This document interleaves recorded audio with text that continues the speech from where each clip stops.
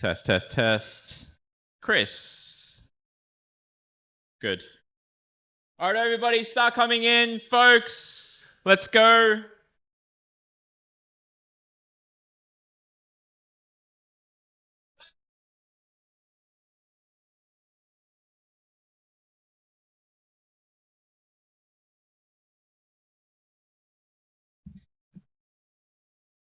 That's it. Come on, folks. Welcome, welcome, welcome.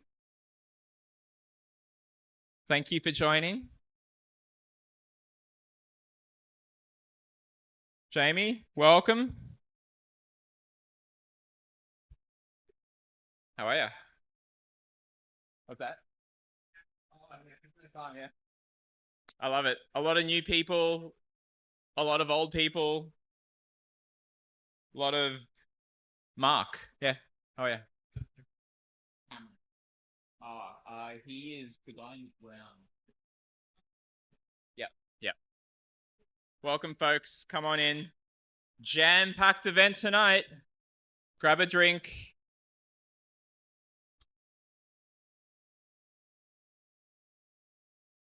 If anyone's wondering, it's non-alcoholic cider.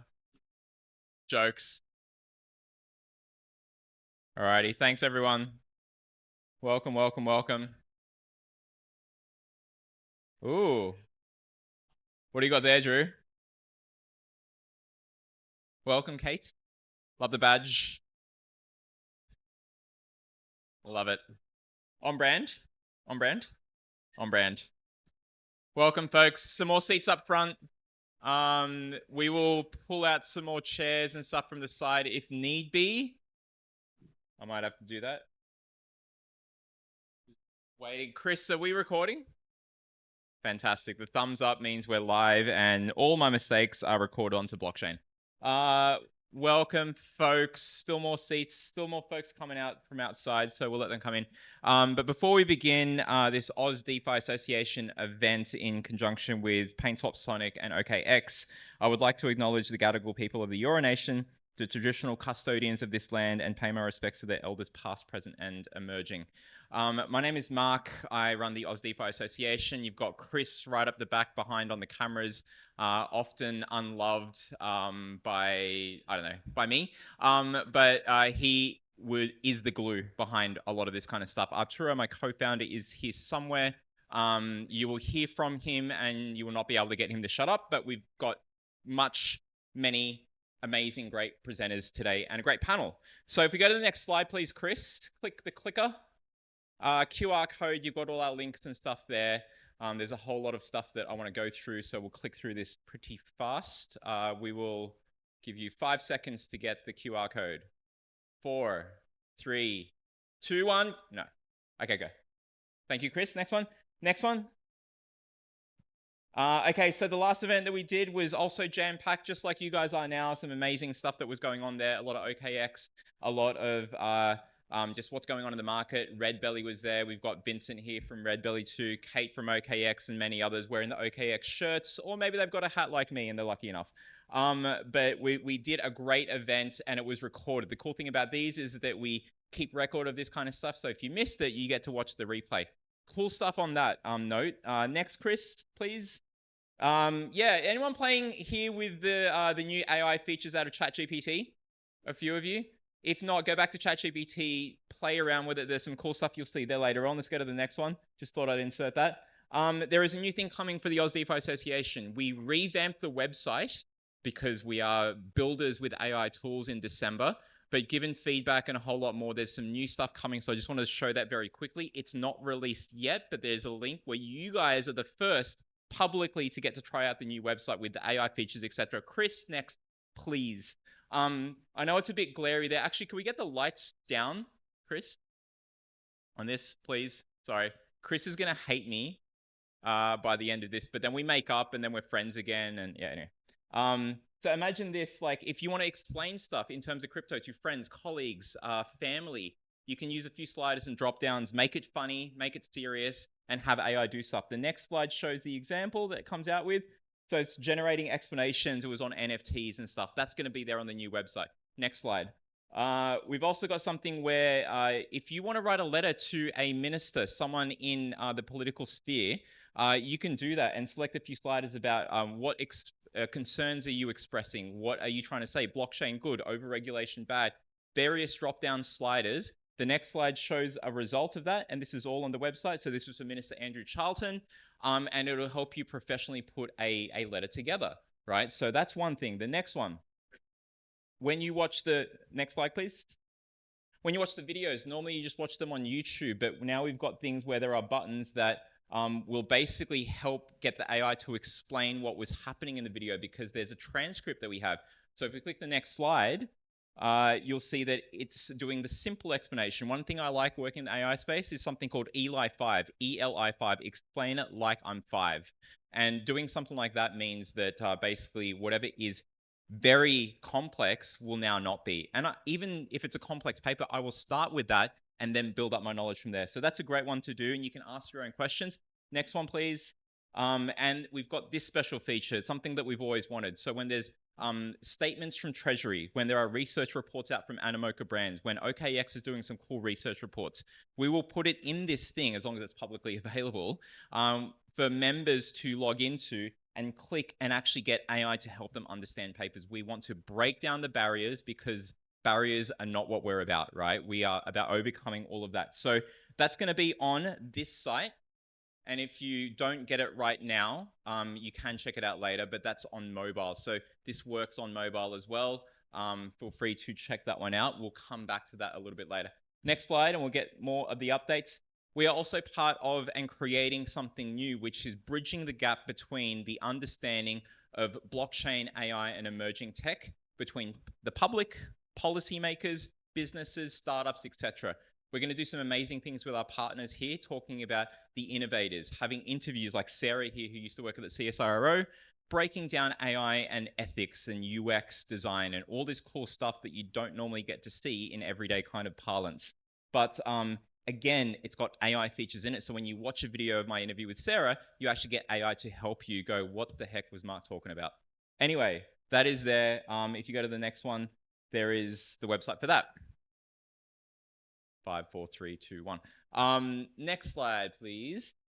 Arturo and Tim from Red Belly were at New York for the Digital Asset Summit. So we have friends of our space that travel a lot and do the cool things in terms of like seeing what is going on in this space. So I'm sure if you regale Arturo later on, he will tell you all about what was going on over there in New York. But yeah, really interesting stuff for the markets here. Let's go to the next one. And yep, we've Studio Ghibli'd it as well using ChatGPT. If anyone wonders how you get these pictures, it's through that. Next slide, we'll breeze through. And congratulations are always on offer for friends of ours that are doing some cool stuff in this space. Vincent, put your hand up. So Vincent here is from Red Belly Network. They are an Australian homegrown blockchain. So many people didn't even realize that Australia has a blockchain. So out of the CSIRO, University of Sydney, where Vincent is from, they recently were recorded by ChainSpect, an independent group that tracks who is the fastest in terms of transactions per second and other metrics blockchain. And last week, Red Belly just came out on top. So go Aussies.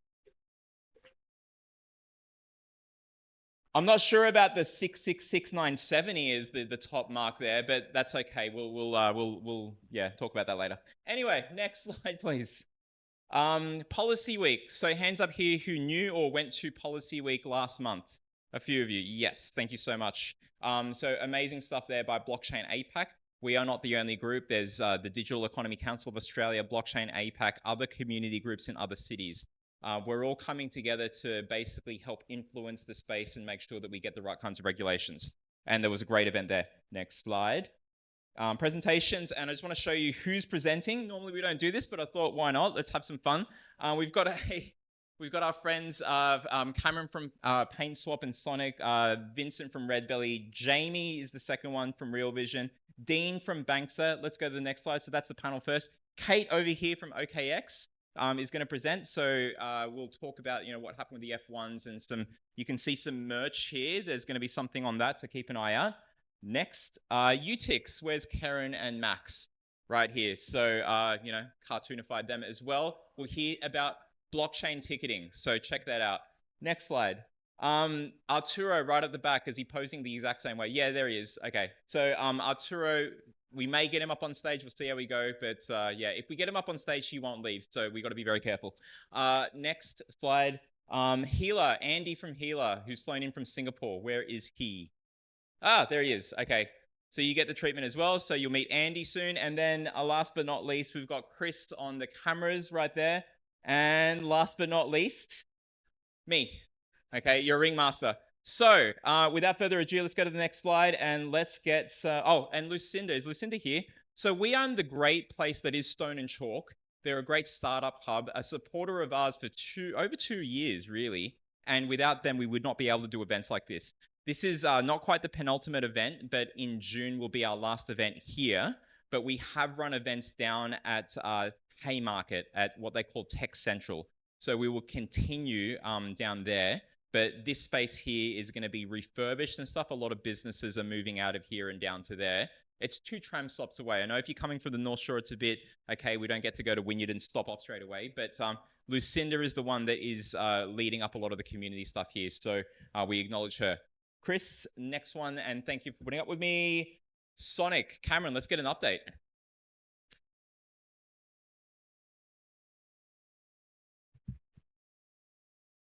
How do I switch to the next slide? How do I switch to the next one? Okay, perfect. All right. Perfect. All right. So hi, everyone. My name is Cameron Rambert. I'm an independent marketing strategist for fintech companies. Today, I'm actually representing my friends at PaintSwap. I'm their fractional CMO and Sonic Labs. I'm not a formal employee of Sonic Labs, but we are very, very tight with them. PaintSwap have been developing on the Phantom ecosystem, which a lot of you here may be familiar with. That's what Sonic Labs have rebranded to. And with their support, we're actually putting on a series of meetups and crypto talks and dev jams all across Australia for the next couple of days. Yesterday, we were in Melbourne, and I did see a couple of people from Melbourne yesterday fly up today. Can you put up your hand? No? All right, they've left. And yeah, we had 3 events yesterday. We got one in Sydney tonight, and we got another one in Brisbane tomorrow. And the whole purpose is really just to build a conversation around the role of layer ones, the challenger layer ones in particular, like Red Belly, like Sonic, like all of them, and how they can vie for some little part of the market independent of Solana and Ethereum. Next slide, please. And yes, of course, we can't do any of this without any of our partners and sponsors here today. I'd like to thank Sonic, OKX for tonight, PaintSwap, and of course, Mark from OzDeFi and SovraDAO. Next slide. So just Sonic at a glance. Now, there's a lot of talk about TPS. Sonic's a little bit different. They are focusing on high performance, in particularly sub-second finality. So that basically means transactions done within a second, because their perspective is it doesn't matter how many transactions you can do. If it takes 30 minutes to finish it, then it's not really high performing. They launched in January and have already closed $1 billion in total value locked so far. And they're powered by the S token. Are there any S token holders in the room today? There you go, quite a few. Excellent, very good. And they're around a top 50 coin market cap coin at the moment. They're available on most exchanges. OKX, of course, is probably the one you want to get it on. And they have a fee monetization program. And sorry, look at that. We didn't edit it. And they have a fee monetization program. Has anyone heard about Sonic's fee monetization program? Yep, couple of hands, great. Basically, what that means is application developers get 90% of the transaction fees returned to them. So it incentivizes development on the platform and it incentivizes high volume transaction application. And they've currently got a points-based airdrop campaign going at the moment. It's a $200 million airdrop running for the next few months. It'll be rolled out in a couple of phases, but the main and first phase is running currently.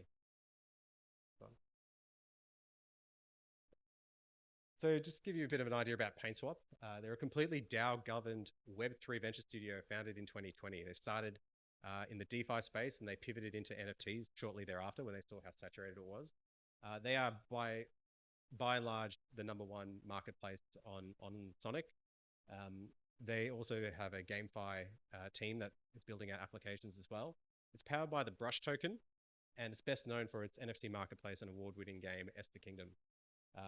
Since the launch of Sonic in January, it's done about 8 million in volume, which is pretty impressive. If you'd like to join the Sonic Down Under conversation, I recommend using the hashtag Sonic Down Under. Take a photo, do a tweet, follow PaintSwap, Sonic Labs, and we have an ambassador called Crocodile Dun Derp. Are there any derp holders in the room tonight? No? Okay, bugger. So derps are an NFT collection that's kind of going crazy on Sonic right now. No doubt if you're on the chain, you would have seen something on X about it. They've done about at least 5 million in transactions since it launched a few weeks ago. Next one. Cool. And I'd like to invite the panel next. Is that right, Mark? Yeah. Let's go. Let's do it.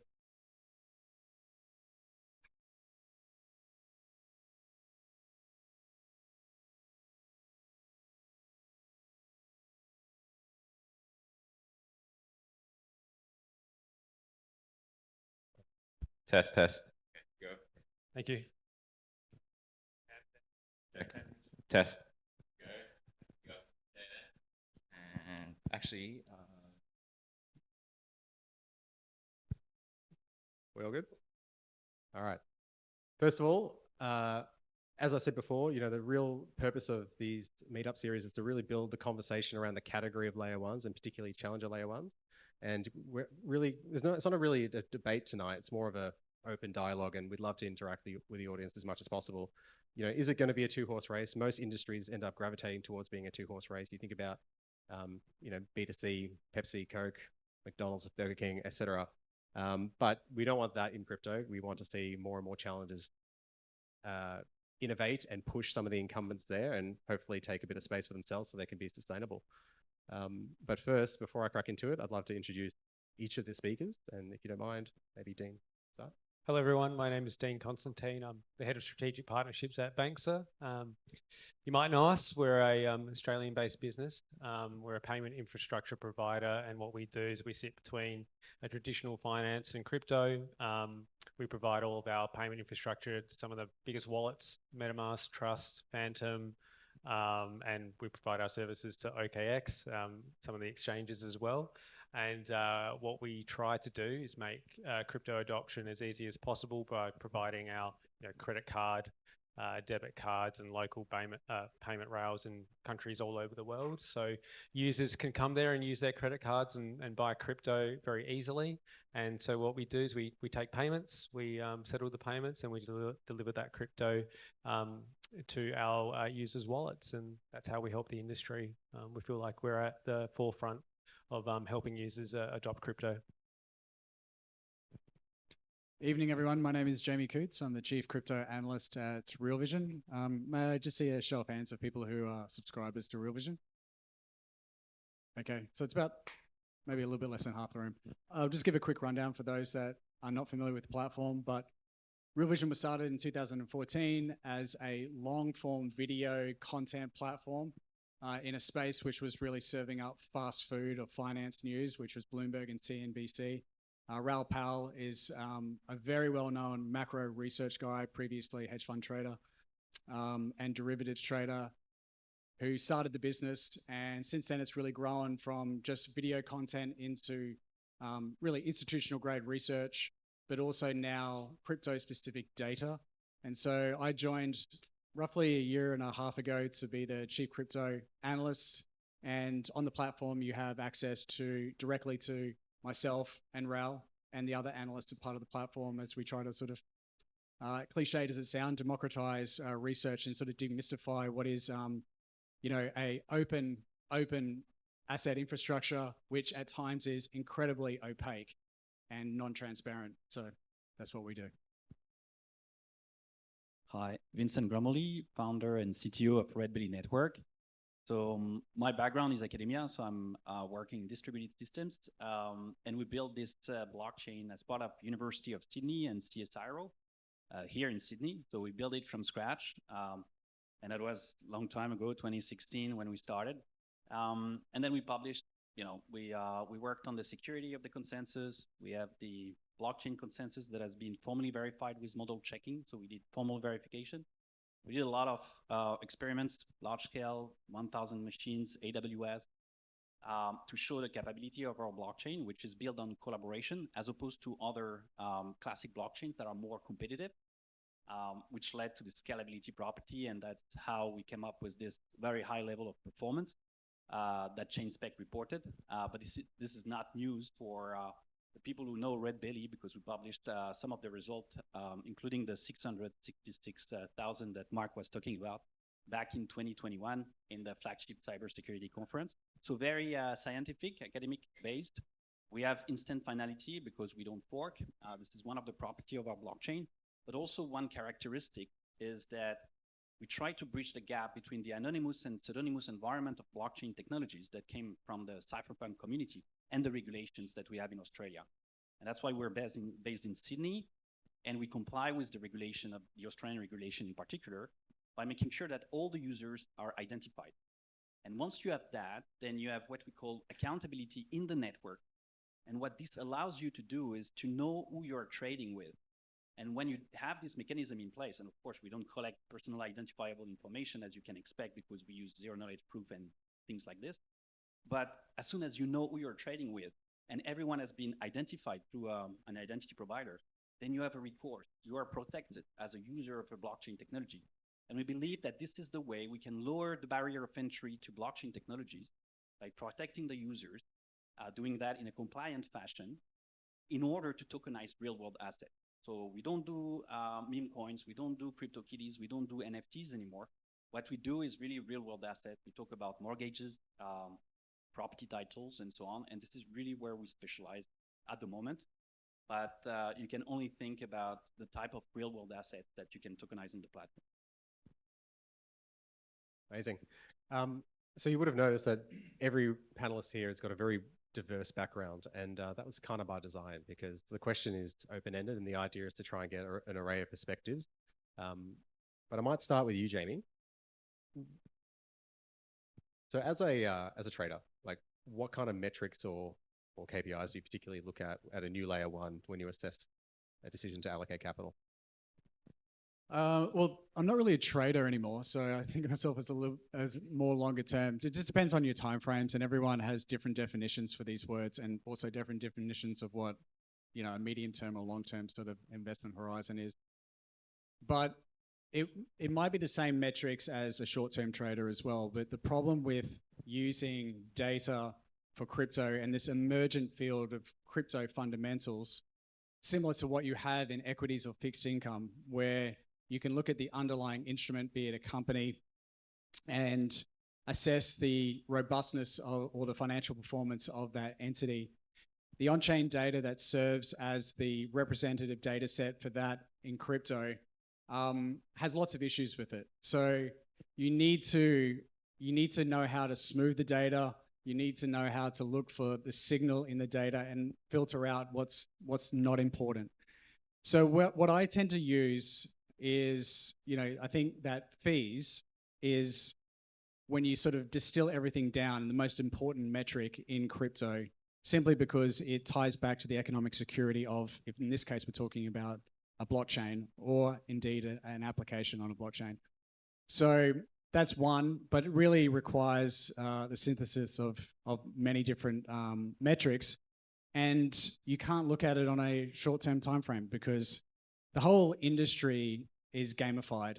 Protocols understand that it's an attention game. So if you're looking at these metrics and you're seeing them move in a certain fashion, maybe they're increasing. If you're not looking at it through a lens of like the durability of that usage and how well that usage actually sustains itself over a longer period of time, you'll often find that you'll be left holding the bag of some sort of campaign or incentive-driven, process from the protocol, and that's obviously dangerous. I think that, you know, investing in crypto is like being an early-stage investor. Of course, the VCs would say they're the early-stage investors, and they are, but this whole space is early stage. Ethereum is early stage. So I don't think that my skill set is suited to looking at the aspects of every single blockchain and understanding which programming language is the one that's going to succeed, or even exactly around the tokenomics, because unfortunately we don't have very good rules there.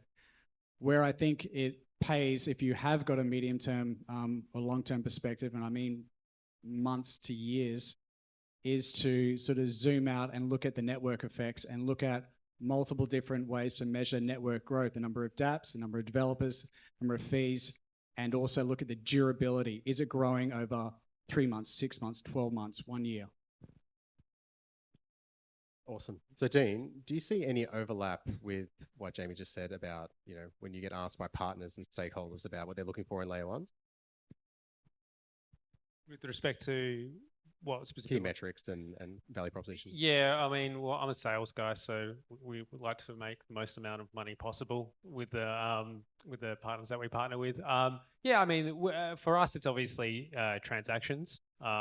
So I've spent a lot of my career at banks working to onboard wallets and centralized exchanges and decentralized exchanges. Now, I've noticed that the L1 market's pretty robust. So for us, yes, we look at the metrics of how many dApps are building on these blockchains and how we can develop partnerships. So fundamentally, what we try to do is support these native assets, their blockchains, and then also support the dApps if we can, where possible, through channel partnerships, so we can further increase the adoption and the transactions through Bankster. So for us, our main metric is obviously transactions, but we know in the market we're looking at TVL, we're looking at how many apps are being built on these blockchains, what's the industries that are most beneficial to us as well. But yeah, I do see some overlap, but my skill set again is not super technical, but that's what I see in the market. So Vince, what kind of challenges have you faced trying to build a layer one and get some cut through and traction in this quite competitive space? What kind of challenges have you faced trying to build a layer one and trying to get cut through and traction in this competitive space? In terms of the challenges that we encountered, yeah, I think we're a project out of Australia. We're probably not as well known as a project out of the US at the beginning. That could have been some impediment that we've encountered. But now we've grown significantly. I think we were talking about the metrics. Some of the metrics that are extremely important for us is TVL, that is computed over some particular assets. So we're super interested in real world assets as opposed to other types of TVL. So we want to tokenize securities, commodities as well. So we have a lot of different assets, but we would like these assets to really be a digital representation, a tokenization of what exists in the real world. We've grown this metric. That's how we became quite popular, and also at our launch. So we launched in December last year. So we've done a lot of work, a lot of research before launching, which usually that's the other way around, right? In the blockchain space, you often come up with a white paper with an idea, then you do an ICO before you build the system. We did the thing the other way around. I was saying that we started in 2016, and we came up with a commercialization vehicle in 2021. So Red Belly Network was really born in 2021. I think another impediment that we encountered is that because we had the Australian government through CSIRO as a shareholder and the University of Sydney, we had to go through legal things in order to commercialize the technology outside the academia and the government, right? So it took a bit of time as well. That's probably the reason why we only launched in 2021. But to go back to the launch in December, I think we went beyond our initial expectation in terms of the number of users. That's also a metric that is important for us, especially since we require every single user to go through identification process with an identity document and a biometric identification. So you can imagine that it's time consuming to be a user of Red Belly Network, right? It's not just like launching MetaMask. And but we were surprised in the sense that in the first weeks we obtained more than 700,000 users accessing our platform. So that was really a good thing, and also something that went beyond what we were expecting. So I think the launch was a success, even though, yeah, it took a bit of time to get there for us. But again, it's probably because of our conditions, where the intellectual property was shared between an academic institution and the Australian government through CSIRO. Awesome. That's actually a really good segue to the next question. So this is an open one for anyone to riff off each other. But let's talk value accrual. So what should next-gen L1s think about when incentivizing developers validators, token holders, instead of these, point-based campaigns which often happen, or airdrops, that sort of thing? Or how do you guys approach each of those issues? Okay. So I've sort of oscillated on this topic for, really since I came into the space, because it's really up for debate. You could have a great tokenomics structure. If there's no demand, it doesn't matter. It's just a dilution into a chasm, right? So whereas, if there's demand, it's sometimes slow bleed. Other times it can be sort of offset and neutralized. So really, I mean, the tokenomics aspect, I think, is critical signal from the outset. At least I believe there has to be some signal that there's a portion of fees that are burnt. At the same time, I don't think that early stage projects should just be burning fees when they come in. There has to be, I think, a thought for investing in the future. So some accrual back to the treasury that can be used to incentivize and grow the network going forward. So it's bizarre to me that we haven't seen more KPI-driven tokenomics structures. Like it's either one or nothing, or if it's just some sort of, okay, 50% of the fees are burnt. Well, how about 50% of the fees are burnt when you actually generate more than 1 million fees per day? Like have that as a goal.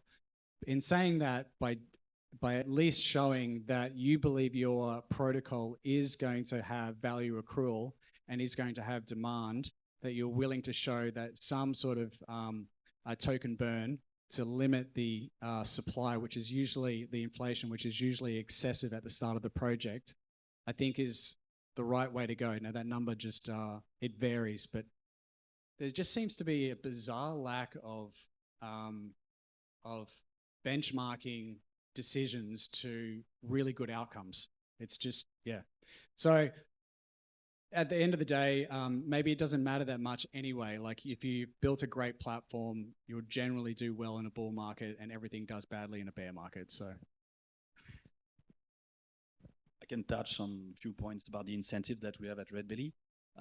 Yeah, so of course you need to come up with, okay, it's probably not benchmark in most cases, but at least what you need to do is to do some game theory or economic in order to make sure that you can incentivize appropriately the users. Now, of course, some users are hard to anticipate. Their behavior is not always rational as you would expect. But yeah, we came up with an economic model at Red Belly to make sure that we would incentivize people to come. One of the things that we still do is we offer Red Belly network tokens to every member that joins the network. This is probably the reason why we had so many people joining, because when I say, there were more than 700,000 people joining in the first weeks, it means 700,000 human adults coming from non-sanctioned countries, right? So it's kind of restricted. And because you get some Red Belly network token, then you get an incentive to join. And in order to keep this, the behavior, the volume, the velocity that on our network, what we have is incentives in place, of course, for early adopters, the people who will be building on our platform, so build decentralized applications. And we also have incentives for the node operators. So if you join, if you want to run nodes, and by the way, there are not so many nodes from Australia, like we had more than 3,000 applicants, and I think we had really a tiny number of Australian node operators applying.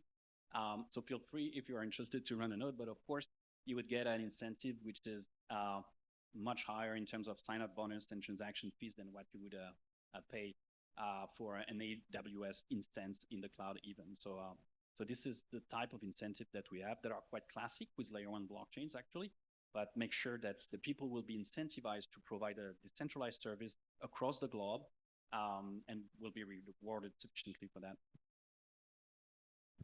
Yeah, just echoing the same sentiment of the guys here. I think what we see as well, we see a lot of grant programs, for builders, which are super important in incentivizing them to come onto your platform. And yeah, I'm just noticing at the moment in the market, a lot of grant programs have suddenly popped up in the bear market. So lots of millions of dollars to be passed around. So if you're building, I'd suggest getting in contact with a lot of those layer ones. If I can add as well, there was this future government security conference at the Sofitel Hotel. I spent the day there. and we were talking about proactive security. And there is another incentive that is also, I think, super important in blockchain technology. It's a bug bounty program. Like if you are a cybersecurity expert, then please help the community build stronger and more secure blockchain by trying to share what you have found in order to get a bounty. Awesome. All right. So again, it's another general question for anyone to chime in. But in 2021, L1s were all the rage, and then 2023 it was all L2s, and now price performance is shocking. So this might be more towards you, Dean. What do you think has brought layer ones back in focus in the typical conversation on X?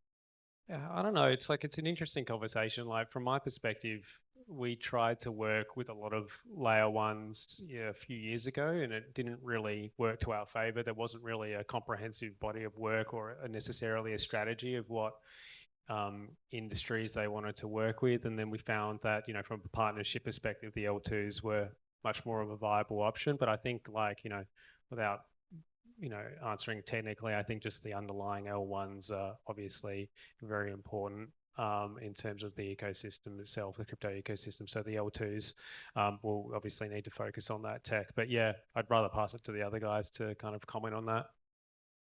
Yeah, about the layer ones, it's true that layer twos have been super good at bypassing the scalability problems and performance problem back in the days, especially when people were relying almost exclusively on Ethereum to build decentralized application. There are alternative. Red Belly blockchain is fully compatible with Solidity. So it's like the EVM, but it's not the EVM in the sense that it's a scalable Ethereum virtual machines that we have developed. What we do is, just to summarize in layman's word, we reduce the number of validation by not propagating transactions twice. It might look a bit trivial, but actually if you think about it, Ethereum propagates the transaction twice in its network, and therefore there are twice as many validation as needed. So if you can reduce that, then you get the performance that you saw from ChainSpec. I think, yeah, layer 2 were very good at providing this speed, but also came with a drawback that of reduced security, right? So it doesn't come as a surprise. As soon as you do things off-chain, you lose the benefit of the chain, right? So you might do things speculatively, but the problem that is inherent to all these optimistic rollup, for example, will be uncertainty, right? So knowing that Solana, Ethereum are forking, and you still have uncertainty at the layer 1, adding more uncertainty at the layer 2 may not be super beneficial, especially for TradeFi to jump in and use this technology. What we do at Red Belly, we don't fork, and we achieve very good performances like 0-second finality as reported by ChainSpec. You can imagine that it's quasi-instant. You don't even perceive the latency that you have with this finality. So why should you keep using a layer 2 if you can have these blockchains that are now becoming more and more efficient? So I think there was a period where layer 1 were so bottleneck, so competitive, so slow because of this inherent design, but things have matured a lot, and now we're entering an era where we can have security for free with this super efficient blockchain technologies. So I think there is also a change, and we're going to see more and more of these layer 1s that are super efficient but secure to be used, especially for real world applications. Do you have anything to add? Maybe just one thing to add is it's also, the markets are fickle and there's cycles within cycles, and 2022, 23, Solana hadn't really solidified itself at that point as the emergent, like a real threat to Ethereum. It came somewhere in sort of the back end of 2023. But the other issue that has held the L2s back is, you don't need the native token in many cases to be used as gas, and there was very little value accrual, and that was probably more a result of the fact that the SEC had put all these tokens in all these networks in a box, and anyone who moved to turn on a fee switch may get a Wells notice as Uniswap were issued. So yeah, that was probably another drag on their performance. All right, I might ask one more question before opening up to a couple of audience Q&As. What do you think, I'm going to ask you, Dean, in particular here, what ecosystem level pieces do you think is missing from most challenger chains? Yeah, it's a really interesting question. I think that, from a partnership perspective, what we do is that we help to support the native assets of L1s. We integrate into their native wallets to provide our payment infrastructure so users can purchase tokens and interact with the DApp more freely. But what I think one of the missing pieces from my perspective is that they're very good at incentivizing builders to come and build on the platform, but they aren't too interested in solving for distribution. So, what are some of the main metrics that we like to look at is like obviously on-chain transactions. And so they don't really provide or mechanize a fiat on-ramp to allow those users to come into those dApps to interact. So I feel that's one of the major missing pieces, like that solving for that distribution, mechanizing a fiat on-ramp for transactions, and use a low barrier to entry for users. Yeah. If you don't mind me asking, Vince, from Red Belly's perspective, what ecosystem plays are you looking at? So again, we're really focused on real world assets. So the typical customers that we have are in the real estate. They are based in Australia. They are almost local, I was about to say. And yeah, they specialize in real estate. So what they do is they tokenize, for example, rent rolls. So contracts between a tenant and a real estate that can be traded in the secondary market. These are financial products, if you want, that have very low risks because in general, Australians pay on time their rent. So it's interesting to see how this product can be structured into more complex products and combined with other products of different risks, and then it can be traded. And the value of this product can be greater than actually the 5% that are given to the real estate company, right? So it's really interesting to see these financial products and their complexity. But with this blockchain technology that offers transparency by default, you also know what you're trading, right? So we're not going back to the global financial crisis, right? Because we know exactly the complex structured products that are being traded and who are trading them. But this is just an example. Other examples include, tokenizing private company shares. This is something that if you go to a bank and you say, oh, I have these shares in a company, it's a private company, you will have a hard time using it as a collateral to get a mortgage, right? Because the bank will consider that it's a liability rather than an asset, capital. And so by tokenizing these private company shares that you can trade, then you start, really extracting the liquidity out of this capital that you have sitting there that otherwise would not have any value. But just these two examples are the beginning of what we're tokenizing. There are other things we can talk about like carbon credits and so on. So yeah, there are various things, but we really focus on real world assets. Just quickly, do you have anything from a distribution perspective that you look at when you're analyzing project? No, but it's something that I really should be looking at, to be honest. Like, I mean, I noticed that banks had connected to Sui, the Sui wallet. And that experience was amazing, like, right? So that is I can see now that opening up, and it won't be just, obviously you've got partnerships with many others. That data is a little bit more sort of qualitative. You have to go out and actually find it. There's no real provider that's providing that data, which is, I guess, where the edge is and where the opportunity is. So it's actually a very good idea to look at that information. But I think, I mean, I tend to lean into the view that the market is always right. And so I watch what developers do and what users do. And if you are starting to see growth that is in a relative sense and also in an absolute sense. So, outperforming in a bear market where everything's going down, including usage, but your usage is going down less, may not be a great signal. But when you get situations, which I think we're coming into for the second half of this year, or for the majority of this year, where things actually start to reverse and go higher, you've got the big, you've got the big players already that do probably control about 80% of all the activity. Look for those chains, look for those networks who are outpacing on the several key activity metrics, and use that as a guide rather than price alone. The best opportunities are when they are moving and price is not. That's when the opportunity sort of arises. But I tend not to be as deep into the tech as these gentlemen because they're developers, and I sort of trust that where they're building in aggregate is the signal rather than my knowledge. Awesome. Well, maybe we can ask a couple of questions from the audience. We got one out the back there. Who are we gonna run it? Got your runner right here. I need my cardio. Who had it? Here we go, Tim. Really interesting conversation. And first of all, Vince, I think it's amazing what you guys have done in terms of the transactions per second, and that you're an Aussie-based company. But of course, there is a but. All right. I'm doing a fair bit of content creation, doing a fair bit of stuff on RWA. It's a very slow-moving market in general terms. So my question is, rather than having a Ferrari in the garage that can only go just down George Street, are there other markets that you've considered, like even sort of the IoT market or data plays or even gaming to a degree, where you can utilize those phenomenal transactions per second, which I think is amazing. Yeah, so I'm not trying to decry it at all.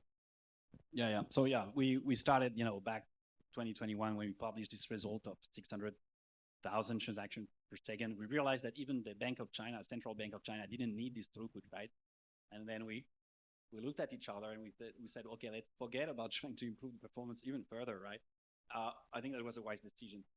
What we started doing is really improving security. So we spent a lot of time, formal verification of consensus. This is something that is quite tricky. I've been talking to my colleagues at MIT who are trying to do that for Algorand.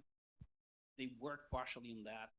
Other people at Tendermint that did great work, but didn't achieve the formal verification of their full consensus algorithm. So I think we've passed this point where performance was the problem, right? So the announcement by ChainSpec was just announced recently because they looked at the mainnet and they wanted to report the maximum TPS that we had on our mainnet, and they said, oh, it's close to 100,000 transactions per second. So you're not only the best throughput in terms of theoretical performance, TPS, but also you have a finality of 0 second and on your mainnet, and you achieve 100,000 in real max TPS on your mainnet. So that's how we went to the top of the chart. But we have been working a lot with different partners in order to try to come up with a tokenization of different things. We really focused on real world assets because we believe that this is the future and because we have a compliant technology, right? So to answer your question, we didn't look at gaming, for example, but there are a lot of partners that I didn't mention as well. We've been working with, not centralized, but we have been working with the DFCRC as well, the Digital Finance CRC that is based here in Sydney. They have a lot of industrial partners that have some interest in our blockchain, and we're starting the collaboration, like developing this collaboration. You're going to hear in the news about what is going to come up. I cannot really tell these exact products that will come up, and you will be surprised by the velocity that they will bring. But gaming, for us, it's still far away. We have on our roadmap portfolio management simplified with artificial intelligence. So we know that to lower the barrier of entry for people to really use our blockchain effectively, we need also to simplify the access to our platform, which is quite complicated because you have to go through an identification process.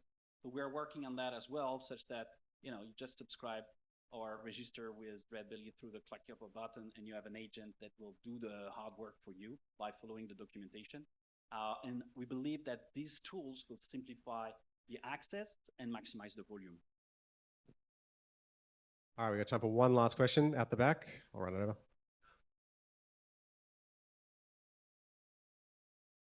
Thank you.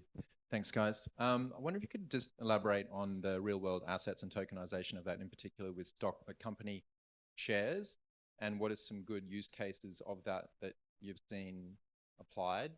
And if we're thinking of doing that, what would you, make us wary of? What should we consider?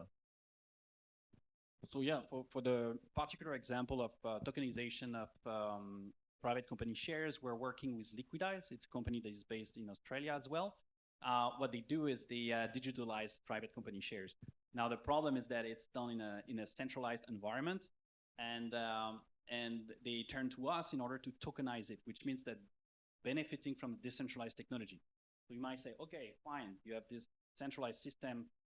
Now you're moving it to a decentralized system. It's the same thing, digital private company shares. The big difference here is that you access a network of different decentralized applications that compose with each other.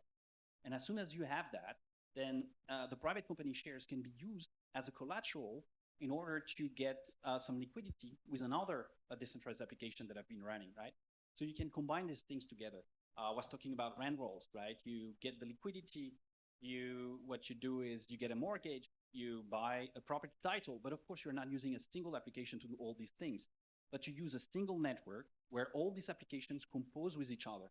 And if we're going back to layer 2s, the problem is that if you tokenize things with a layer 2, you're going to be in a silo. Why? Because you're going to be operating with only the decentralized application that exists in this silo. And as soon as you want to move to another layer 2, you would have to synchronize with a layer 1, and you lose the benefit of the layer 2, which is speed, right? So I think having a single network that can combine different applications, whether it's rent roll, private company shares, or any other type of real-world asset that you can tokenize and then trade on secondary market, for example, allows you to truly extract the value from this capital that you have.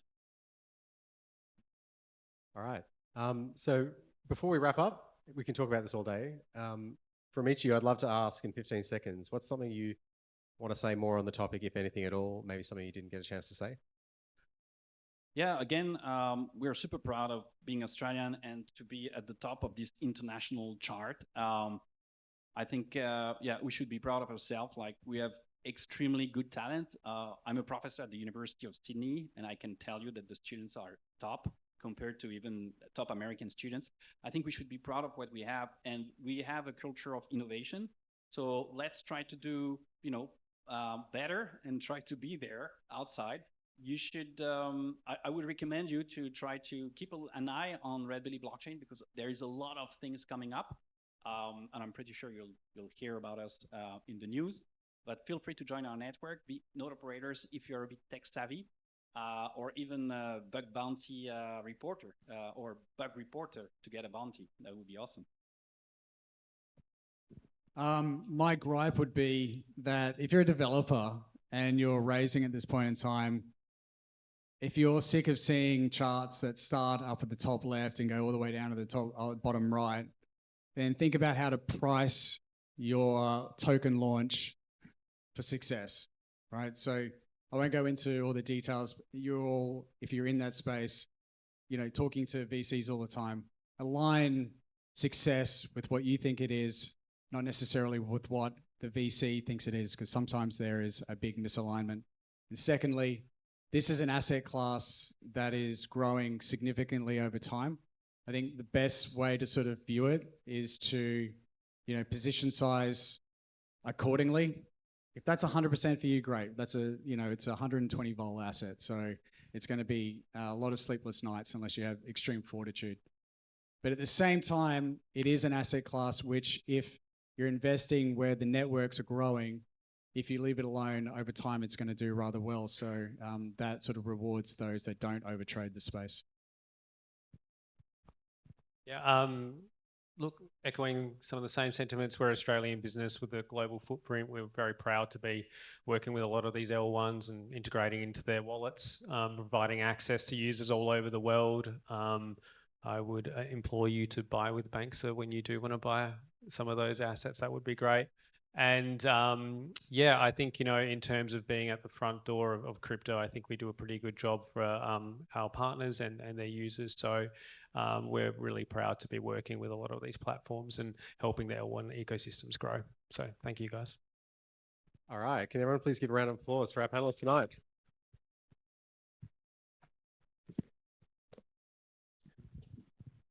Thanks, guys. Thank you. If you need any of that explained, there's going to be networking events after, or you can use the AI to ask as well. We're going to get interactive, so I'm going to need you to get your phones out. Chris, if we can go to the next slide, please. If I haven't pissed you off already, I will. There we go. Okay, we're gonna talk OKX. Kate's gonna come up, and do you want to come up here, or actually, do you want to come here, and I'll get people to. Right, we are a professional bunch here. Got your phones out. There's a game we're gonna play. So if you can go to a browser and type in kahoot.it. So that's KAHOOT.IT. And what you're gonna see is there's a number that you're gonna need to put in. Hands up if you are at kahoot.it and you can see a pin code. Okay, a few of you. We'll wait for a few others. New pin code. Oh, there's a new pin code. Okay, that's great. Because there's an interactive game and there's prizes. Woo! Okay. Okay, cool. I should have waited. I thought no one was going to follow me. Apparently you all did off the cliff. All right, so hands up who's ready for the code on kahoot.it.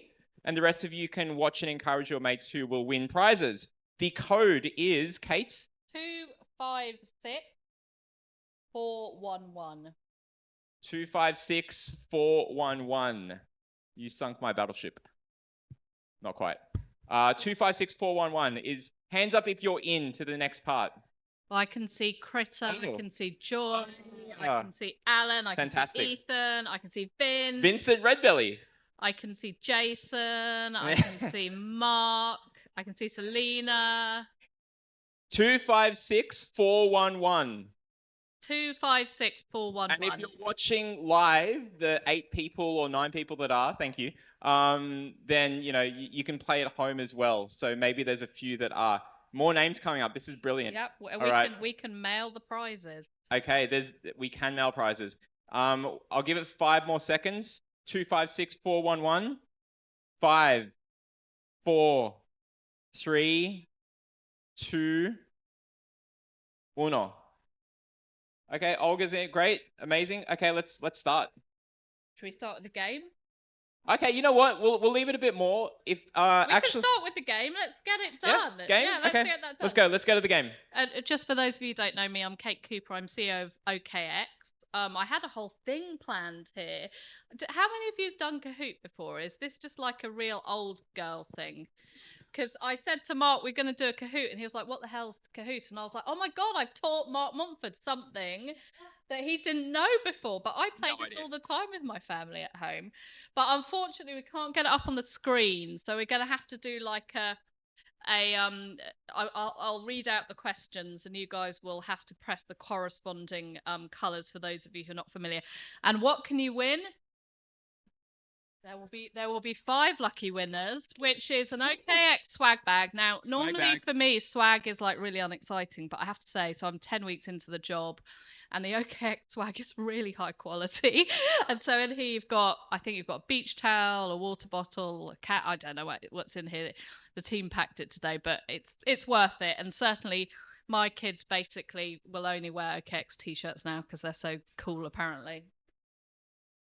So top five winners will get one of those packs chucked to them. So what's going to happen is there's 5 questions.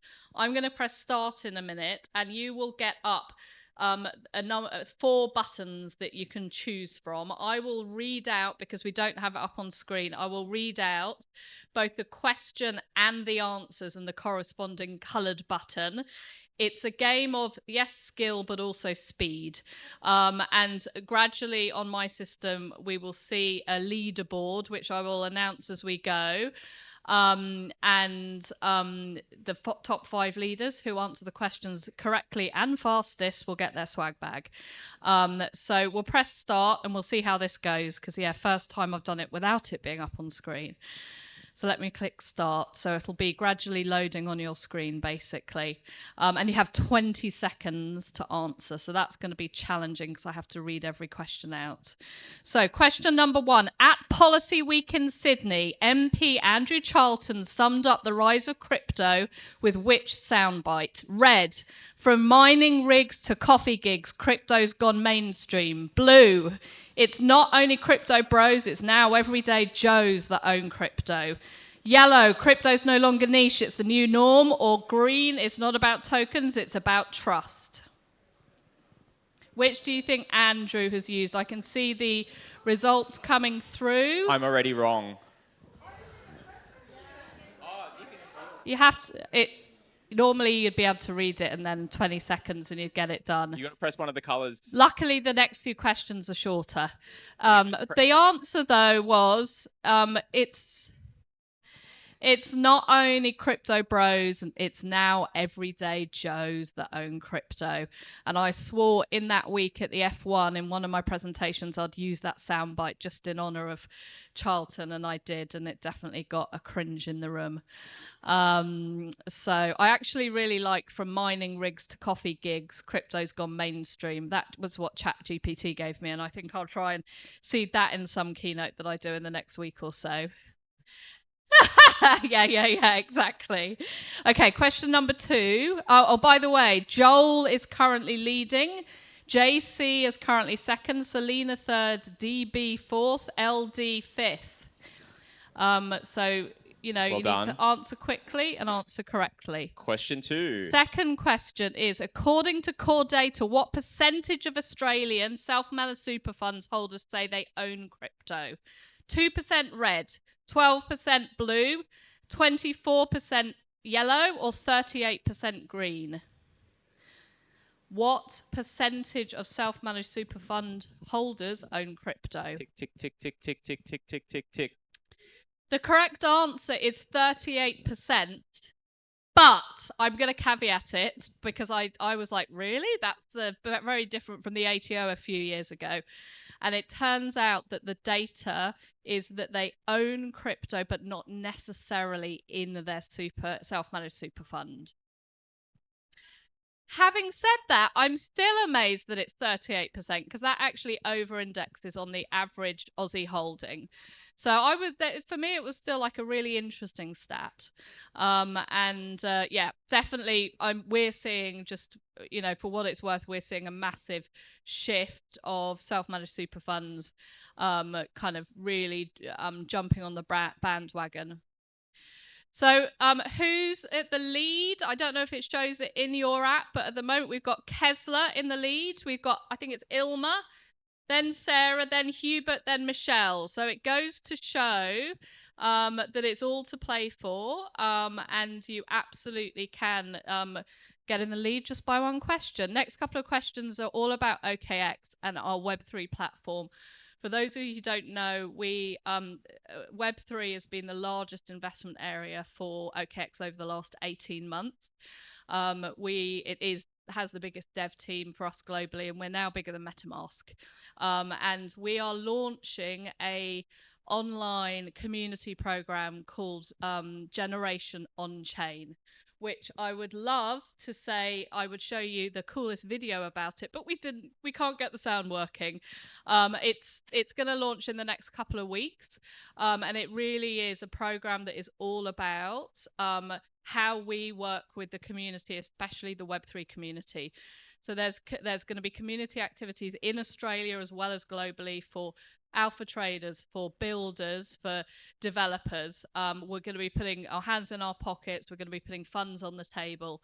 We're going to be flying people around the world, hosting some awesome conferences. And I'll come on to talk with Mark in a second about our plan for F1 next year. But in the meantime, a couple of questions just to kind of get you warmed up around some of our Web3 activities. So question number 3, as of 2025, how many blockchains can you access via OKX's DEX platform? 12 red, 35 blue, yellow 70, 125 plus green.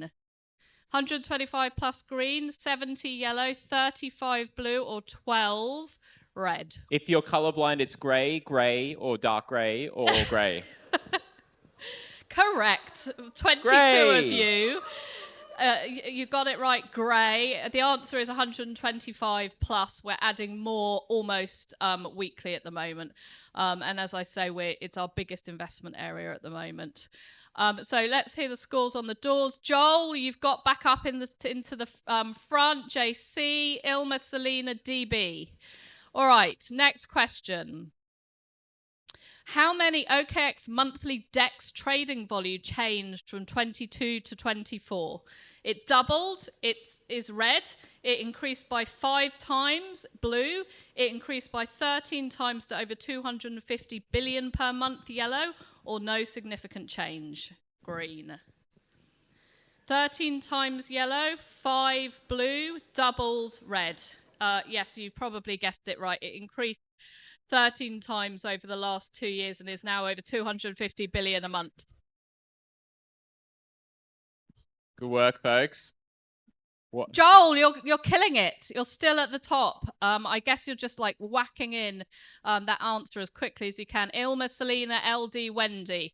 Final question, and hopefully you. Oh, I just got a notification that Ed is the highest climber, up 10 places. Wow. So well done, Ed. You could get in there.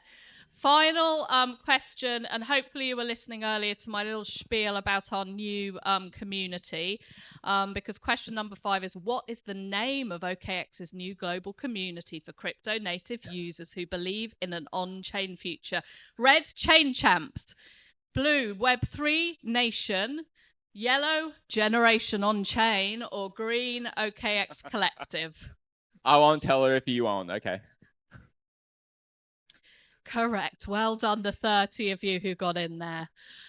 And very happy to talk to you more about that after this. And again, to reach out, we've got some OKX team members.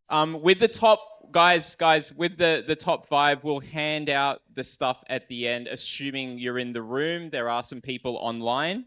And Kate, shall we get to F1? Yes, but can I announce the winner at least? Okay, go right ahead. Drum roll. Drum roll, please. At number, I should do runner-up. Number 5, JC. Number 4, Wendy. Number 3, LD. Number 2, Ilma. And number 1, you led the whole way, Joel. Joel.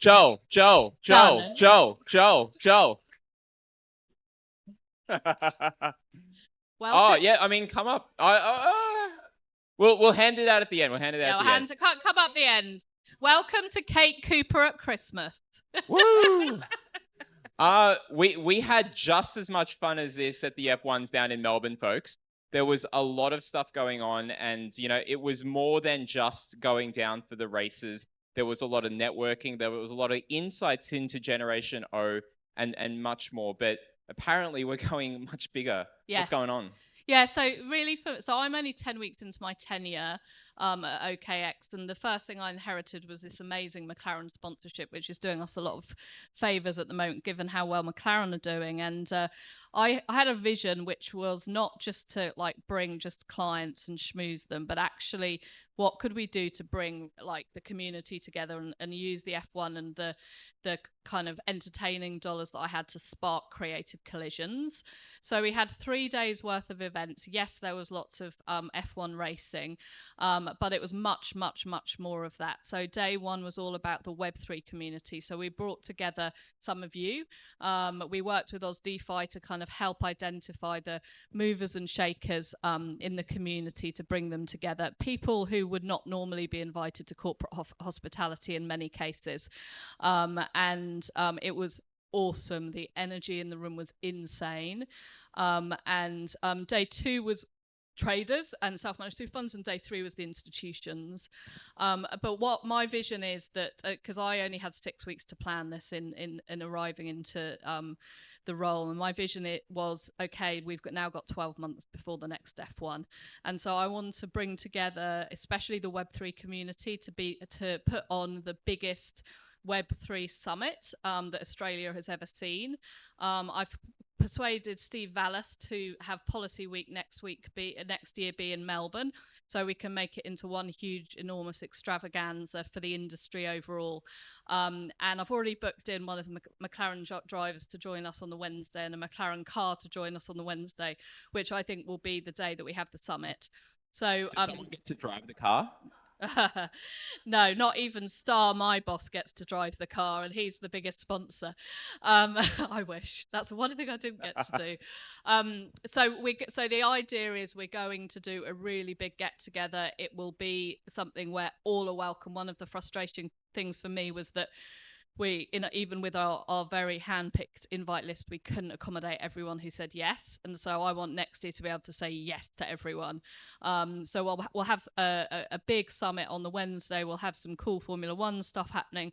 We'll have opportunities to win prizes, to come and spend time with us in corporate hospitality, and more than that, we're going to hear about some of the amazing projects that I hope has come out of our activation this year. And hopefully as OKX, we've invested in some of those and supported some of the builders and entrepreneurs to help make kind of the Australian ecosystem even more effective than it already is. So that's the goal. That's the vision. Not bad. You know, and then that's year 2, year 3, take over the world. Yes, but and I still hope McLaren are doing well. But actually, next year's the last year of our sponsorship, so next year we have to go big. Okay. Then we'll see what happens. Fantastic. Well, what was your favorite part about the whole kind of like weekend? Oh, the energy in the room, like, and it was actually not just the energy at the track side. So we were on turn 1, which is the best place to be. It was actually we did like a business summit beforehand, which if you're on a Friday, Saturday, or Sunday morning, the last thing you want to do is talk business. But actually, we had some really amazing speakers. So, for example, we had Zach Brown, the CEO of McLaren, come do a fireside chat for 30 minutes with me. We had Robbie Ferguson, founder of Immutable, come and do a session. And it just we got everyone testing out the Web3 app. We gave everyone $50 of crypto and we got them testing out, trading, and just the energy in the room was insane. And I wasn't expecting that. I didn't know how it would work. And it was a real privilege. Crypto people are kind of crazy, but in a good way, and we love it. And there's a lot of energy in this room right now. I've got one more question for you before we go to the next one, which is you mentioned something there and it really resonated with me. And it's why we started this whole thing 3.5 years ago as a WhatsApp group, just amongst friends. And then, you know, being busy with work and coming back and there's like 100 messages because people were really interested in creating new things in this space. We've got these new tools. It feels like the dawn of the internet all over again. You mentioned something and you said creative collisions. Can you tell the audience here what you mean by that? Because I think that should resonate with folks here. Yeah, listen, so, you know, we want to see projects, ideas. I'm hoping some romance might come out of some of the meetings that happen. It may have already happened. But really, I met my husband at work. It can happen. But really, like, what are the projects? Obviously, OKX, we have our platform. It's open source. You can build on it. Obviously, I'd love you to build on the OKX platform. But more than that, it's about connecting with one another. It's about the ideas that come out of it. It's about the meetups.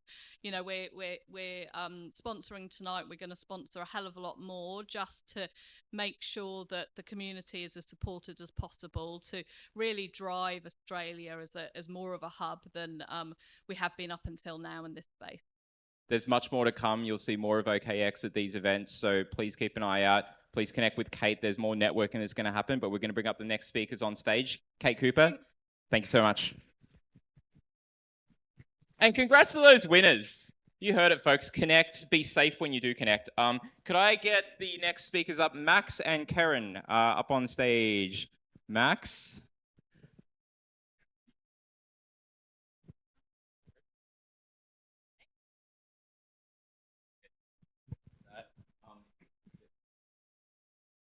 Yeah, okay. So just say next. Yeah, okay, cool. Hey everyone. Look, I'm the familiar face, Karen Abaji, and I'm definitely a UTX pro person. I've been around for a couple of years in this space, supporting events and attending, and it's just been amazing learning. But I'm so thrilled to have our MD all the way from the UK here just for a couple of days in Sydney. It's my first time actually meeting Max. Max will meet you. Yeah. And I'm just going to hand over to him right now. Oh, before, I just want to say thank you so much to OKX, Kate and the team, and also to obviously Arturo and Mark for always putting on such amazing community events for us all to come together and learn. So thank you so much. All right, over to you. Thank you. Thank you firstly, for inviting me here. Good evening to everyone, and thank you, obviously, Karen, for setting this up. I'm going to put a timer on because I have a tendency to find a slide that I like and then go off on a tangent for 10 minutes. But I just wanted to talk to you a little bit about the company. It is my 1-year-old. You're here screaming at the back. I've completely railroaded her holiday and said, come to a blockchain event, which she's very happy about. But really, today's a request more than anything. We are a blockchain ticketing company. We're at a stage at the moment where we want to speak to as many kind of ticket purchasers and event organizers as physically possible. In order to ensure that kind of when we fully release our product, we're very happy with it. I'm going to sound like a McKinsey consultant a bit here, but we want to know what good looks like, want to know what great looks like. They say that obviously perfection is the enemy of good, but for us right now, we just want to make sure that we're very happy with the product before we release it. So if you run to the next slide, I'll give you a small aspect of who we are as a company. So we founded in 2019, then, inconvenient timing to find a ticketing company once you start a global pandemic. That was great fun. But we then got regulated with the European regulation, something called the Virtual Financial Asset Act by the Malta Financial Services Authority. We spoke to a number of lawyers that said, before you do anything, make sure that you say you're not a security, and the best way to do that is to kind of go through this regulation, which took us 2 years. But we learned a lot about the company. We went through a huge kind of AML process to make sure that everything we were doing was completely by the book.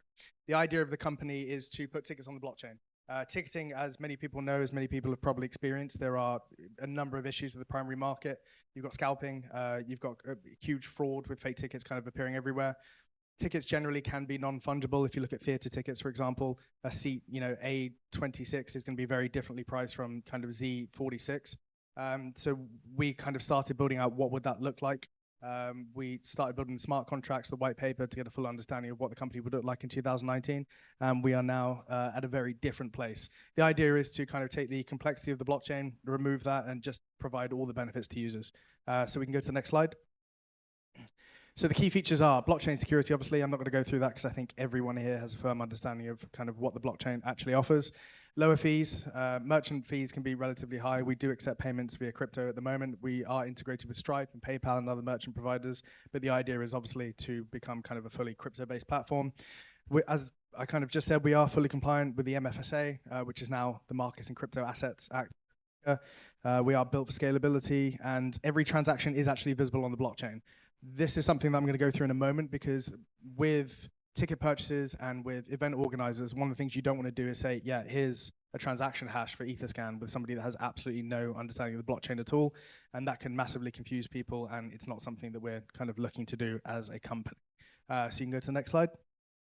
So where we are, so we were a first mover. We were one of the first companies regulated by the Malta Financial Services Authority. We are kind of very close to the end of our beta testing, which is what I'll go through with you. We are expanding to the United States. We've been testing with loads of different merchant providers, with Stripe crypto payments, with different payment service providers. We do have our token listed, although that's kind of not our key focus at the moment. It very much is building that monthly recurring, that annual recurring revenue. And we are expanding the United States quite heavily, which I'll kind of touch on toward the end. So I'm going to whiz through this quite quickly, and I do speak quickly, so apologies. Next slide.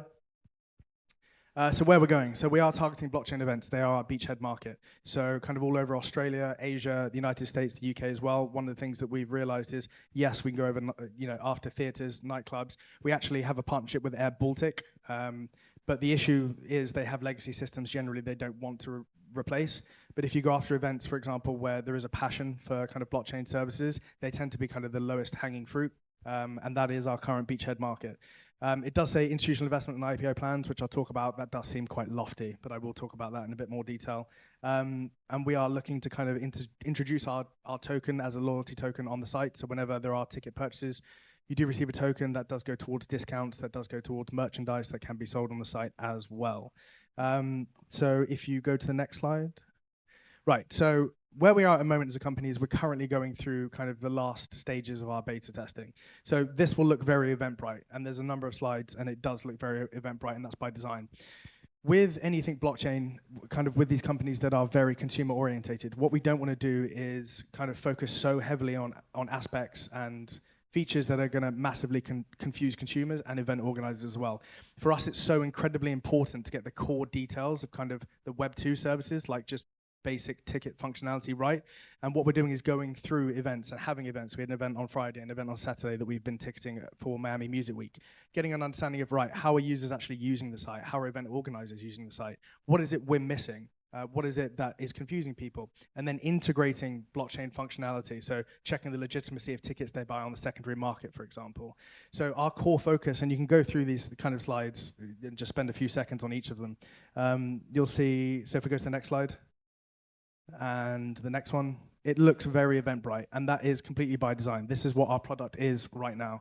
This is not what the next product will look like, and the product that we're releasing in August, but what this enabled us to do is say, hey, this is familiar, you understand this, you've seen this before, and then watch exactly how users are using the site. Speak to event organizers, get an understanding, what is it that we're missing? What looks good, what doesn't look good, what works, what doesn't work. We can't have a situation where you're buying a ticket, for example, and they're turning up and it's not scanning properly. So for us, the core fundamentals of what it is that we're doing, we have to have those working absolutely perfectly before we then say to users, oh, by the way, everything's actually on the blockchain. We just haven't told you yet. So if you go through to the next slides, you can see this is kind of what event setup looks like.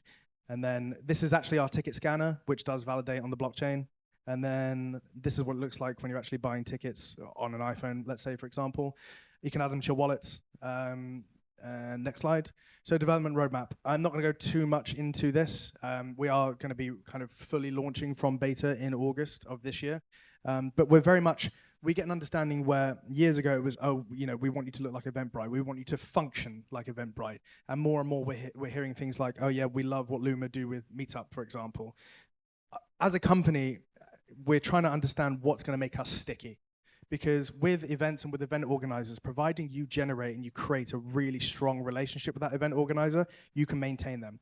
But by integrating functionality that kind of stores customer data and makes it quite tricky for them to move off, not necessarily tricky, but they are speaking to their customers, they are emailing their customers, they're seeing event attendance, everything on the blockchain, on our platform, it makes it far more likely that they as customers will churn. So whilst we've got the foundations and the fundamentals right, it's now, okay, brilliant. So what takes us as a customer that can take you off Luma and keep you on us? And we're looking at exactly those things that we can do to reduce churn. Even things like just ensuring that, you know, AI, using AI to make sure that if people can't find their tickets and AI support, but also in actually creating an event. So when you're creating an event, what can we do? What can we integrate AI based in order to make that easier? Whether it's repeated events, whether it's prompts, for example, to make sure that, hey, you know, your description looks great, but you're missing things like the address. You're missing what time the event starts. You can go to the next one because I know I've only got a few minutes. So this is quite lofty, but we had a call yesterday with Maxim Securities. They will be doing a private placement of the company in the United States for United States investors. They're putting that together over the next few weeks. They have seen where we're at. They've seen the kind of the annual recurring and monthly recurring revenue that we as a company are at the moment. And they will be doing a private placement for Americans. Well, anyone can invest. Which they're putting together kind of over the next couple of weeks. I have to go to New York when I get back from London in order to set that up. But as everyone might have noticed, the kind of political environment has changed in the United States. The macro environment's changed, and there's now a much more interesting, it's a much more interesting environment for kind of crypto investments. And there is an appetite, this is exactly what they said to us yesterday, for crypto investments that are not directly token holdings.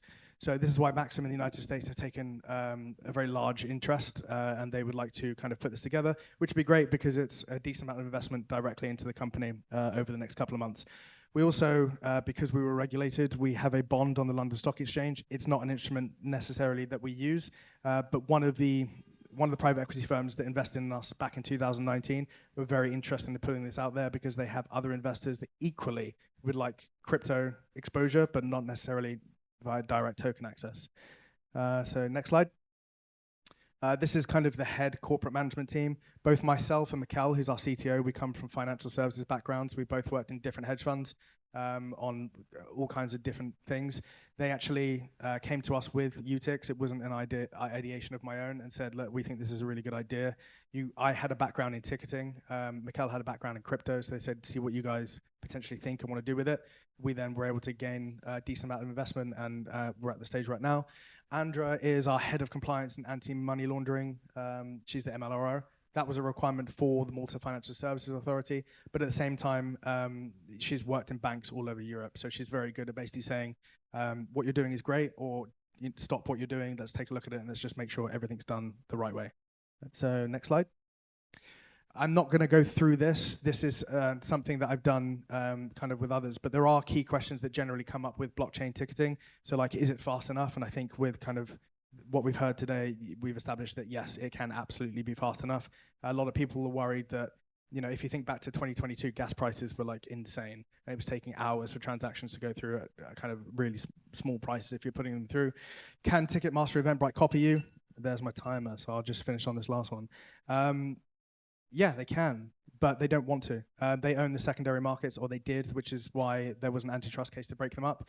But equally, one of the investors that we have, the chairman of their fund, is the founder of Eventbrite, and he very much made it clear that they're much more interested in acquiring than building something like this themselves.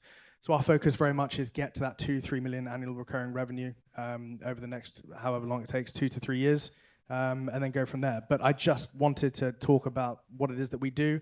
Karen's here and she's the best person to speak to about it, because we want to speak to as many of you as possible before we do have this large launch in August, because if we're missing something, that's pretty important. Thank you so much, everyone. Thank you much. Amazing. And just to let you know, and putting it out there, because if I don't say it, it doesn't become true. Well, we're going to try it out. So maybe for the next event or one after, whenever it is ready, we're going to try out using the new system. Let's go to the next slide for the person who flew in the furthest to get here. Alrighty, where's Dr. Andy Ting? Come on down. I wish there was a prize I could give you right now, but anyway. You're going to present. Do you want to be up here or on stage there? Up here? Yeah, okay. Okay. You got options. So, all right. So here you go. And just say next when you're ready for the slides. Okay, yeah, sure.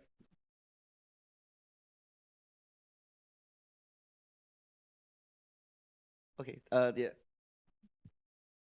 Hello. Yeah. Thank you, everybody. So I'm Andy from Singapore. Yeah, I live in Australia the last 8 years. My background is more on like researching on AI, and as well as we spent almost the last 2 decades doing trading as well. I think the project that I wanted to share with you all today is on Hela. So Hela is essentially a AI infrastructure project.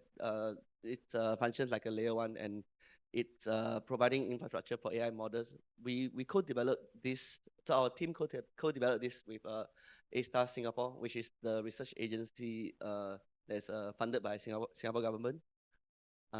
Next. Oh yeah. So this is a bit on the background. So the background of I think more importantly, the team will be mostly engineers researching on AI models, as well as we've been using those models and some of the technology that we built for the purpose of trading, and been doing that for a long time. And then it's just that over the last 3 years, the opportunity came for us to actually, I think, contribute more in this space and build something that we hope can be shared, among other AI practitioners. Next. Yeah, so maybe I just touched in a little bit on personalized AI. The term personalized AI,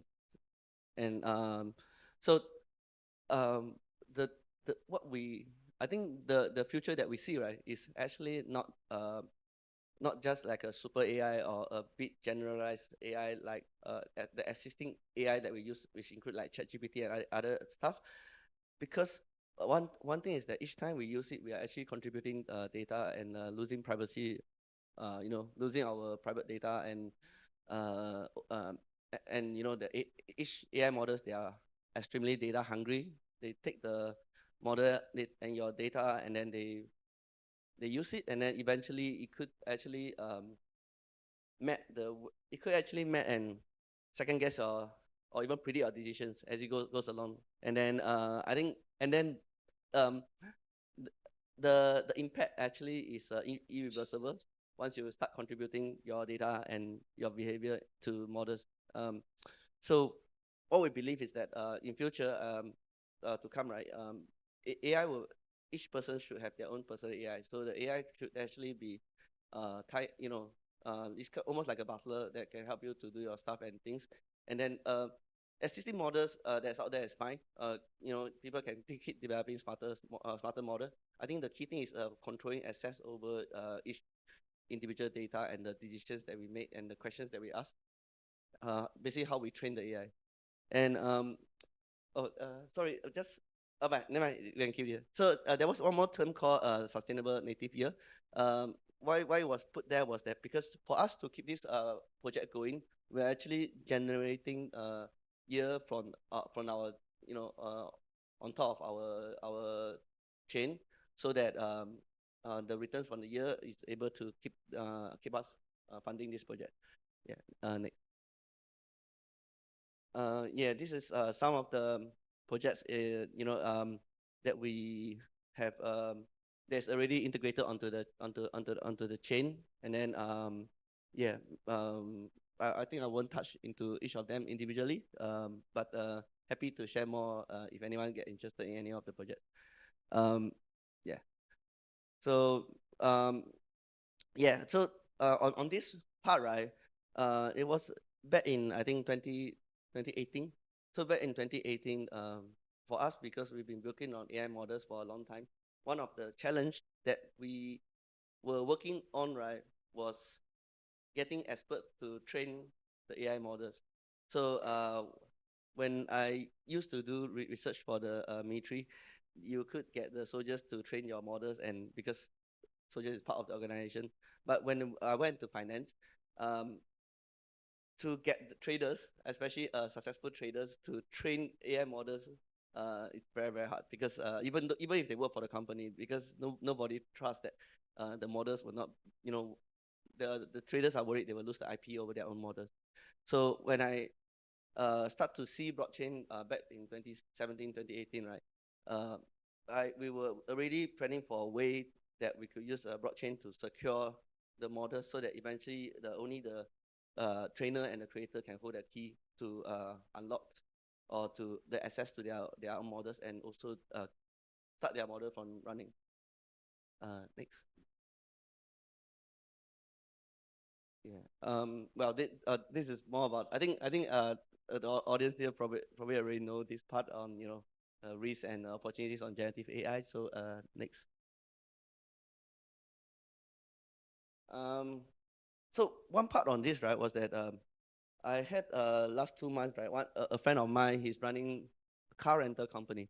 So he's actually implementing AI to his business. So that got me thinking, because I mean, AI and has always been around, and around for the last 20, 30 years or even longer. It was just that in the past, to implement AI was too costly for anyone to implement it, or even for small companies to implement it. But now, even a car rental company can start implementing AI, and he's getting his salespeople to train the model, so that eventually, when clients come to their website, the AI can actually try to try to engage the client and close the business as well. So yeah, so I see that that we are reaching a point where in everyday life or business, right, AI is going to be more and more common, and if it's not being used, and then you may start to be disadvantaged. So adoption on businesses and small businesses will increase more. And then with that, right, I think it's even more and more important to be able to secure the data for these small businesses. Yeah, next. Yeah, so so we covered on this already on the AI models. Yeah. Yeah, so on this part, maybe I can share there's a project that we did for the CAS, which is the organization that is responsible for parts of Changi Airport, which is a Singapore aviation arm. So one of the things that I think Southeast Asia was trying to do, right, was trying to share data between the different regional airports, like different countries, but trying to share the air traffic data, right, it's very challenging, because each airport belongs to a different country. So, and no country wants another country to be the central party holding onto the data. So well, we did a POC, a proof of concept project, where each country hosts their own nodes. That's the proof of concept, right? Is that each country or each airport is supposed to host their own node, and then the access to that node, right, is controlled by blockchain. So the level of access and who is accessing those data of each country is transparent, and it can be put on chain, and it's actually more fair to across the different countries. Next. Yeah, so it helps to at least limit unauthorized access, and also for countries to keep track who is getting what data and whether the data is being pulled based on the need basis. Yeah, next. Oh yeah, so I think we are coming to the last part actually. So on this part, just wanted to bring out that on our side, I've been talking about the AI stuff they've been building. Another focus of our project is on DeFi, largely because I think the background of the team is mostly traders, and we've been investing and also working on DeFi for a while. So a stable holder is one of the projects that we incubated, and it's generating pretty decent year. It went as high as so the year is computed weekly. The weekly analyzed APY, right? There was one point in time it hit 70%, but at the moment it dropped, like same like all other protocols. At the moment it dropped, could be probably around 4% at the moment. Yeah. Yeah. Next. Yeah. So for us, I think DeFi will remain a core pillar for us, because it help us to keep the lights on. And then I think the main future that we will be funding will be AI.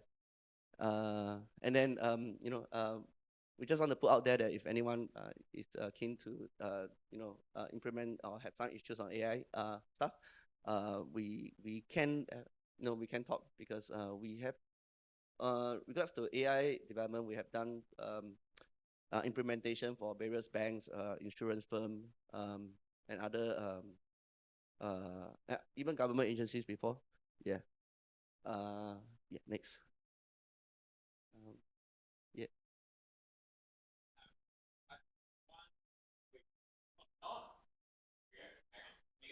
Actually, ask a question, Michael. Here you go. One question. Here you go. Thanks, Mark. Michael Pranaval from Jelly C. Just give us a sense on how you're generating your between 4 and 70% yield on your stablecoin. The 70%, right? So yeah, I need to highlight that the 70% was like around early December, if I remember correctly, around basically the last quarter of last year. And then at that point in time, yields were generally high. So how we are generating our yield, right? It's we do arbitrage across different exchanges, centralized and decentralized exchanges. So we earned from the interest rate funding that is provided by the different exchanges, and then we constantly see different. We constantly scan across exchanges and look for the best yield and the best combinations that we can do. And like for example, like even like Bybit was one of the exchange that we traded in, and then yeah, and then we like for us we are constantly monitoring. So even at that point in time, we spotted some stuff. So was at that point in time I was in Singapore, so it was basically even in midnight we had to come out and start doing withdrawal and position those assets in another exchange. Yeah. Yeah. Fantastic. All right, folks, we're going to wrap up there. Thank you so much, Andy. Yeah. Thank you. There's going to be more networking, so if you want to learn more about Andy, he's flown in from Singapore, so definitely hit him up. You're not allowed to like sleep until 12 o'clock each night. Like that, when you're on a business trip like this, like you have to do a lot of networking. So make sure he's networked, okay? Yeah. Thank you so much, everyone. All right, come on down. Thank you. That's okay. That's okay. I got it. All good. I don't know why there's a whistle here. It's not mine. All right. We've had some amazing stuff. We've gone from. I made a mistake. I thought Andy was the one that flew the furthest here. Max actually flew the furthest from all the way from London. So if Max is still around, yep, there you go. Thank you so much. We're going to cover New York now for just 5 minutes before we go back to networking. And networking goes until 8:30. So all the different awesome people, and maybe Arturo, you'll be able to chat with, network with, and whatnot. But Arturo, if you can come up on stage, come on down. Grab this. Thank you. All right, man. We work together, but this is we always do this. It's like I've met him for the first time. Arturo, what do you do? Or Spanish Arthur, as I like to call him as well. Anyway, look, there's a lot of great stuff happening in the community here. It's why we started all of this, right? But you were in New York just recently. What was the Digital Asset Summit like for you? It was really, really interesting. First off, the grass is always greener on the other side. I was talking to a person over there that actually told me, well, you guys in Australia, you have actually really, really good and favorable regulation towards crypto assets. So again, grass is always greener on the other side. Now, what I did find really, really interesting was that I was expecting something that was really, really mature and sophisticated in terms of both product and way in which people actually do business, and that was not the case. What I did find that was quite surprising was that they were chasing their own tail as much as people in Asia or Australia were doing, but they were moving very, very, very, very fast. So apparently, during the Biden administration, big surprise, crypto was a bad thing, but it was so bad that blockchain was not even spoken about. What about chains of blocks? Oh, even worse. Okay. 3 months later, we were having conversations with regional banks that were considering or asking questions about how do we create a stablecoin? How do we tokenize deposits? How do we do this? How do we do that? And that just shows you how quickly things move in certain jurisdictions. And that's not a regulatory issue. That's a cultural issue. They just move fast. So we were seeing things that actually surprised me quite a lot. And I'm saying this simply to highlight that you don't always choose where waves are happening. If you're looking to build businesses, they just happen, and you kind of just have to be in the right place at the right time. But all of these blockchain things that we're looking at, they're actually very global. There's a lot of homogeneity, if that's even a word I'm pronouncing correctly, but there are definitely some markets that move faster and better than others. So it's really, really important to keep an eye out and see where your specific solution actually fits in. Because contrary to the questions that we were asking before, which was, let's say, comparing blockchains, we can compare blockchains and we can compare them on the basis of certain metrics and token valuations and so forth. But at the end of the day, when you're comparing a product, you also need to compare who your target audience is. And I think that is really where the competition lies. Who is the target audience? Because that is the actual dollar that you're competing against. And when it comes to traditional finance moving on chain, that's a very, very different market to going after a degen market, right? Because as we've all seen before, just because you list an RWA on a blockchain doesn't mean that degens are going to ape into it, because nobody really cares, right? It's not like we're looking for fundamentals. We're looking for memes, and we're hoping that we're not going to blow up as fast as we can sell it before, right? So again, look at what your project actually is trying to achieve. Be honest with yourself in terms of who the actual target audience would be, and then there probably is going to be a market somewhere in the world that can actually fit for that. You said that's where the competition lies, because the competition sometimes lies. So think about that one. One more thing, and it wasn't from New York, but we were at a fintech, or not a fintech, a TradFi conference. It was private equity, it was SMSFs, it was superannuation funds, it was asset managers. You asked a really interesting question on stage. You weren't on stage, just mind you. He didn't raid the stage uninvited, although he is prone to do that, like now. But what did you ask, and what was the answer? Yeah, I'll give a long answer because that's what I do. Oh my God. So before I say that, I wanted to highlight actually what the Standard Crypto were doing in the US. which is a prelude to the answer, because it's a long answer, because that's what I do. So what they were doing was actually getting, you sign on to Stand with Crypto, and then as you sign on, they identify which state you are related to, and then they basically highlight all of the relevant bills to the state that you're in and the politicians that actually vote on these bills. And then they rank them, they rate them, they give them an A if they're really pro-crypto, they give them an F otherwise, and they basically just help you hound these politicians. They show you what they've said because Exactly. it's recorded, right? So it's a name and shame on acid kind of culture, right? So I thought, well, let's just give it a go here. You know, it's a different context, but let's see what happens. So we were at this panel, TradFi panel. It doesn't get more TradFi than this. And they were talking, these were CIOs at super funds that were talking about portfolio construction, like macro trading, right? Not a single fucker said Bitcoin or digital assets, which is mind-blowing to me, right? So obviously I had to ask the question, well, from a portfolio construction point of view, what is your view on Bitcoin? And they laughed. And they thought it wasn't a real asset. To which obviously I had to say that, well, there's a difference between not holding Bitcoin and not having a view on Bitcoin, which is uninformed, considering that it is actually a reserve asset for one of the biggest economies or the biggest economy in the world. Obviously, they didn't like that answer. You might have heard of it, West Russia. I mean, US, yeah. Sorry. Controversial? I don't know. But the point is that it is a fact that there is no institutional investor these days that doesn't have a view on crypto, apart from some of the ones that we have here. And I think that it's quite important to highlight that, to tell people that it is now a very legitimized asset.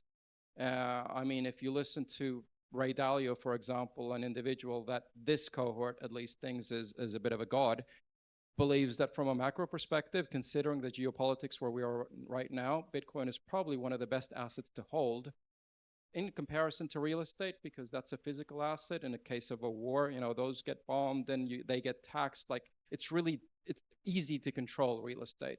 When it comes to gold, it's actually difficult to move, right? If you're going to move your wealth, whatever that may be, in a few bars of gold, it's much harder than Bitcoin. So bottom line, even the more traditional players these days actually have a view on these digital assets. And I think that it's fair to expect the people that are managing our pension system to have the same, because otherwise they're mismanaging the money. And we've got folks like Drew and Michael here that are leading the charge, so they've come from that space and are shouting out to them, you know, with the asset management stuff that they do, and others in the room here. But it's not just them. If you're not working in this space as well, it's up to us to like reach out to the people, whether it's friends, family, colleagues. One of the first things I put up on stage there for the new DeFi website, which you will be able to go to just publicly if you missed it, or ask me when I'm out there, you can just have these explainers and have AI help you explain in either a fun way. You've got a slider that goes from serious to comedy gold, right? See how funny the AI is. If you need to break down the barriers of explaining things to friends, family, and colleagues, that's also important, folks, because it's the perception from the public and the policymakers that we need to change. Arturo, I could keep you on longer. I won't. These lovely people, we won't let them suffer any longer. I thank you so much. This has been another amazing DeFi event. You can talk to Arturo, Book of Arturo outside. Thank you so much, everyone. Networking until 8:30. And thank you, Chris. Woo. All right, we're done. Well done. Well done. Well done.